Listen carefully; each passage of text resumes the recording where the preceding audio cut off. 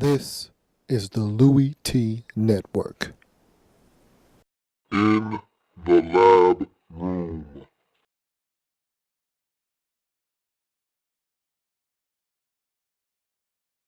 Welcome, you are in the lab room. I'm your host, Lou. Thank you for joining me here today on the program. It's Friday, or it's Saturday actually, and I let that Redskins loss affect me and keep me from doing a show on Friday. And so I apologize for that, but that was a tough one, boy. That one was a gut punch, and it was a hell of a gut punch. That was a kidney shot, and my whole body just shut down, and I went down and I took a knee. So I wasn't here on Friday, and I should have been. I apologize for that. I don't want to stay here too long. This is going to be an extremely efficient episode. I'm not going to have all the bells and whistles like I normally do on a Friday. I just want to give you my winners quickly so that you have something on record for what I think is going to occur in the National Football League on Sunday. So I have a bit of a surprise week. This week, I'm going with my off sheet. I'm not going with the sheet that I normally go with, which is my, I guess you could say my status quo sheet. The first sheet is usually the sheet that I believe, yeah, these are the teams that are going to win. My off sheet is normally when I pick a lot of surprises to see if I can make something happen in my football pool. So I'm going with the off sheet this week. And my off sheet has a lot of surprises on it. Let me run down my winners quickly, give you a quick explanation as to why I think they're going to win, and then we're going to get out of here. I'm not even doing an extra point today. I just want to get to the points, get to the teams, and get out of here quickly. So here we go. I already lost one game, that Washington game. That stung. So I'm already down one loss. I could easily lose 6 or 7 games this week because of all the teams that I'm giving you. I probably should stay status quo, being that I already lost on Thursday, but wait, what the heck? It's been that type of week. Might as well just go ahead and go for the gusto. Either really hit it big or jump off the cliff this week. So here we go. Indy, I got them winning at home versus St. Louis. I just feel like Indy is the better team here with Kellen Clemens. Even though he's playing solid football, I just don't think it's enough on the road versus Indy. Give me the Colts. You look at Detroit at Chicago, family business.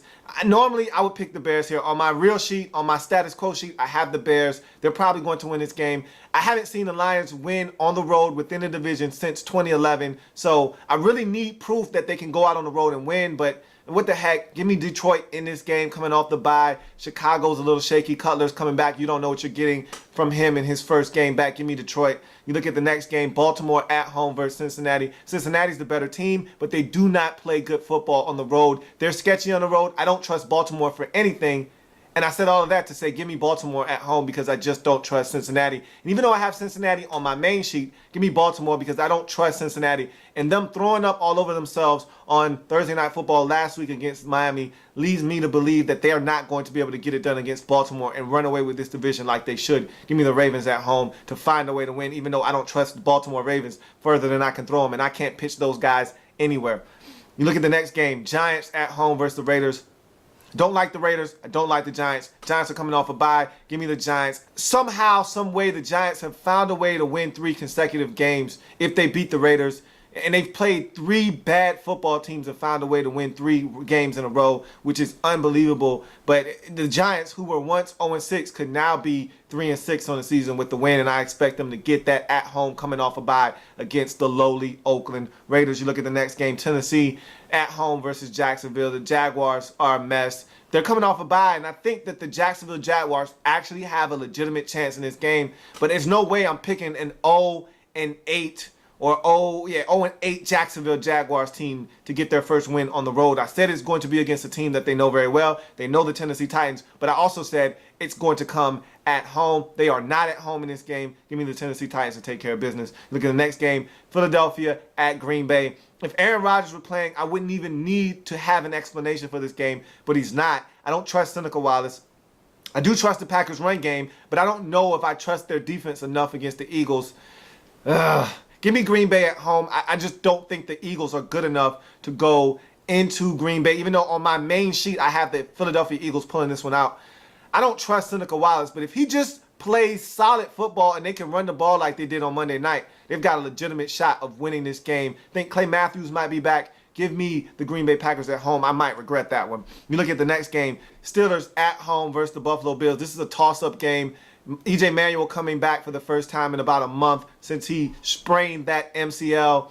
Look, I don't trust the Bills on the road. Simply put, I don't trust the Steelers. I don't trust the Bills. The Steelers are at home. I don't trust the Bills on the road. Give me the Steelers to win this football game. You look at the next matchup. Seattle Seahawks traveling back to the scene of the crime in Atlanta where they were ousted from the postseason a year ago.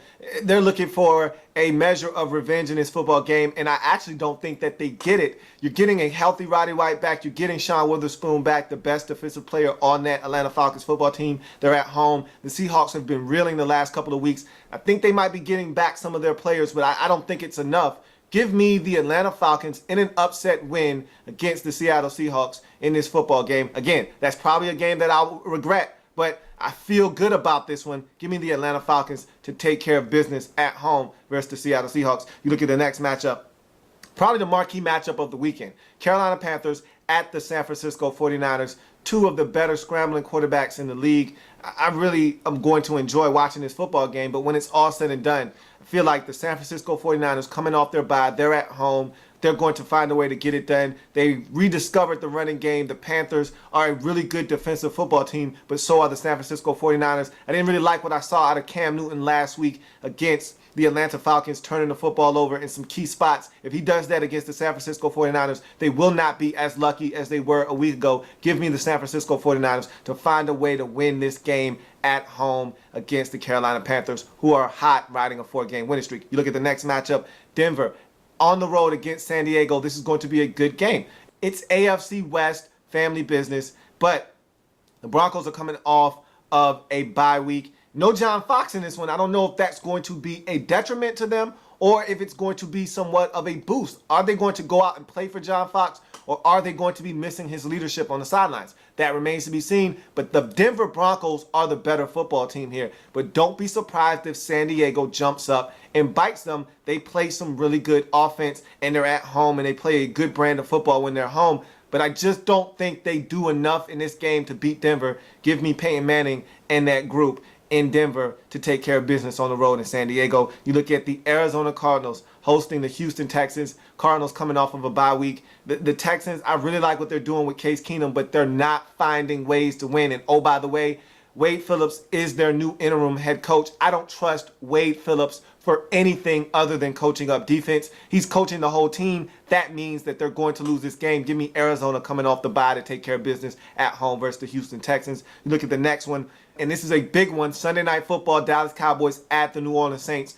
I'm going to keep this one short and sweet. I don't trust the Cowboys on the road. The Saints are at home. They haven't lost at home all season long. They're mad. They're coming off a loss on the road to the Jets where their offensive and defensive lines were abused. They have some things to work on, and they know that teams are going to watch that film around the league and try to do and emulate what the Jets were able to do to them. So they know they have some adjustments to make. I expect Sean Payton to make those adjustments, come out and really light the Cowboys defense up like a Christmas tree. Give me the New Orleans Saints in a big one at home to get it done against the Dallas Cowboys. And then you go to Monday Night Football. Another surprise. Surprise, surprise. I'm full of surprises this week. Tampa Bay Buccaneers hosting the Miami Dolphins. To me, Greg Schiano has to get it done. If they get embarrassed on Monday Night Football by the Dolphins, he might get fired.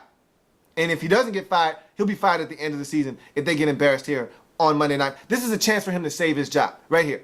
If he can win this game, maybe they can gain some confidence, string together a couple of wins, save his hide. This is a game that I think they can get. The Dolphins are in disarray. That whole Jonathan Martin, Richie Incognito situation has this team spinning in a tizzy right now. They have no idea where up or down is, and they're going to go down in this game to the Tampa Bay Buccaneers. Buccaneers almost got a victory last week. They're getting closer and closer every week. This is the perfect opportunity at home, big stage. Dolphins will be distracted. Give me the Tampa Bay Buccaneers to find a way to get it done on the big stage on Monday night. I'm taking the Tampa Bay Buccaneers. And so that's my slate of games. That's my pick 'em weekly for week number 10. Again, I picked a lot of nonsense right there. I just gave you a lot of nonsense. I could easily lose 6 or 7 games this week. I could easily do what Flash did a week ago and go, 7-8, or I could go, 5-8. I could do something really nasty here, or I could really come out cream of the crop here. I mean, if teams do what I think they can do, I really could steal the show here. So we'll see. But that's going to do it for this Friday edition of In the Lab Room. I didn't want to keep you here that long. If it happens in the National Football League, whether big or small, we cover it all here in the Lab Room. Enjoy the football this weekend. I hope I'm right. I hope I get some upset victories and really throw a wrench in a lot of people's plans this weekend. I hope I'm on top of things, but I could easily finish this week shaking my head and saying, man, I really did a number on my overall record for the season. We'll see. Have a good weekend. We'll come back and break it all down on Monday. Like the content? Want more? Sub up. In the Lab